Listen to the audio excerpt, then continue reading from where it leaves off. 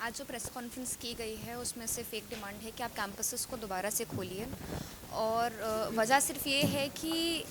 जिस जिस जिस कदर से पिछले 1.5 साल से कैंपसेस बंद हैं और ऑनलाइन एजुकेशन के नाम पे सिर्फ डिग्री छापी जा रही हैं और स्टूडेंट्स को बांटी जा रही हैं, पढ़ाई नहीं हो रही है, तो वो एक बहुत प्रॉब्लमेटिक चीज़ है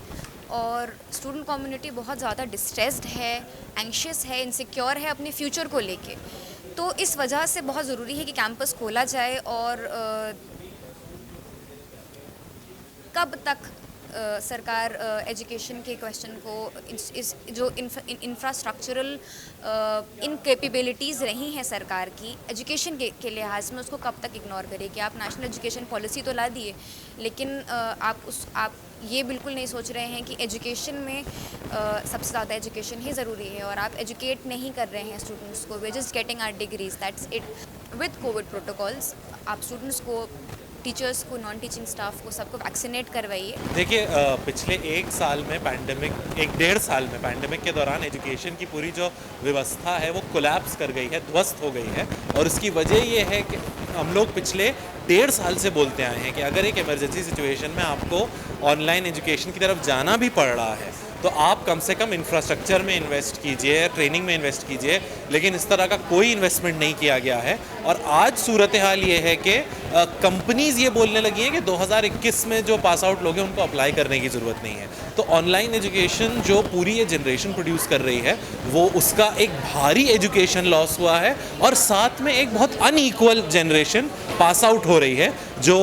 अमीर लोग हैं, जो प्रिविलेज बैकग्राउंड से आते हैं, वो मजबूरी में ऑनलाइन कोचिंग और इस तरह के दूसरे इंस्टीट्यूट की तरफ उनको जाना पड़ रहा है, और जिनके पास रिसोर्सेज नहीं हैं उनका पूरा लॉस हो रहा है। तो ये आने वाले 5-6 साल जो हैं हाईली अनईक्वल एक जनरेशन निकलने वाली है हमारे एजुकेशन इंस्टीट्यूशन से। इसलिए हमारे लिए बहुत ज़रूरी है कि अभी इस डिसबैलेंस को ख़त्म किया जाए और फ़ौरन कैंपसेस को रीओपन किया जाए। हमारी मेजर डिमांड है कि सबसे पहले आप कैंपस रीओपन कीजिए। रीओपन करने के साथ साथ आप स्टूडेंट, स्टाफ और टीचर्स का कंप्लीट वैक्सीनेशन करवाइए और कैंपसेस में कोविड केयर के सारे प्रोटोकॉल्स और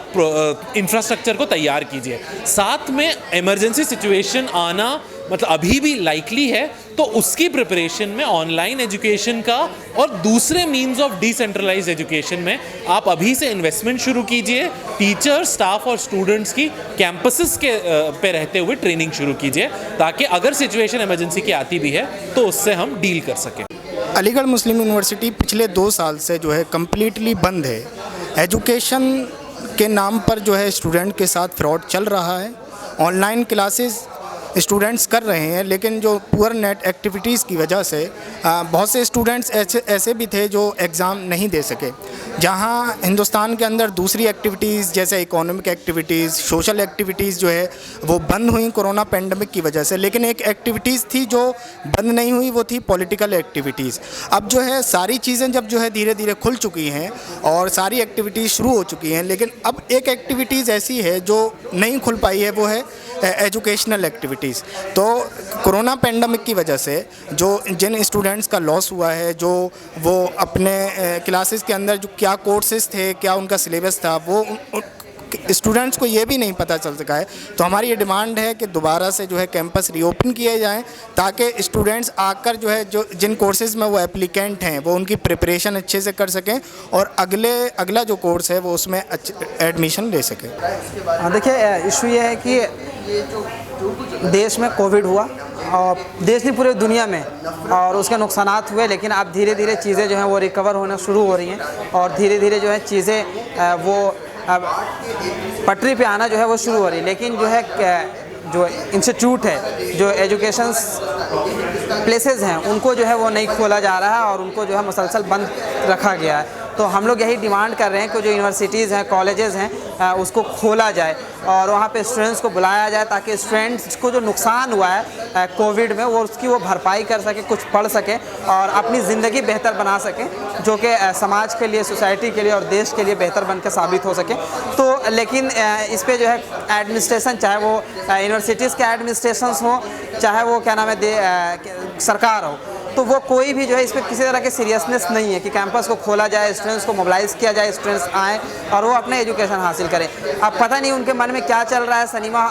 हॉल खोले जा रहे हैं, मार्केट्स खोले जा रहे हैं और दूसरी चीज़ें खोली जा रही हैं, पॉलिटिकल रैलियाँ हो रही हैं, लेकिन उससे कोविड का कोई ख़तरा नहीं है। और जब हम लोग जो है वो इंस्टीट्यूट को खोलने की बात करते हैं, कॉलेजेस और यूनिवर्सिटीज़ को खोलने की बात करते हैं, तो ये कहते हैं कि क्या नाम है, कोविड जो है कि थर्ड फेज आने वाले हैं और इसके नुकसान हो सकते हैं। जामिया को लेकर पर्टिकुलरली क्या कहना है आपको? क्या लगता है कि जामिया को वाकई जानबूझ के नहीं कराया? देखिए, जामिया सेंट्रल यूनिवर्सिटी है और बिल्कुल जो है वो गवर्नमेंट के इशारे पे ही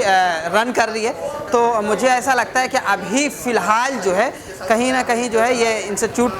जामिया में अभी, क्योंकि वो हॉलीडे का वो पूरा चल रहा है वेकेशन, तो इसके बाद अभी रिज़ल्ट आ रहे हैं और रिज़ल्ट आने के बाद जो है वो एक एडमिशन होंगे और नए सेशन जो आगाज़ होगा, तो हम लोग जो है इस बात की कोशिश करेंगे कि जो नया सेशन जो है वो खुले तो वो जो है फिज़िकल क्लासेस के साथ हो।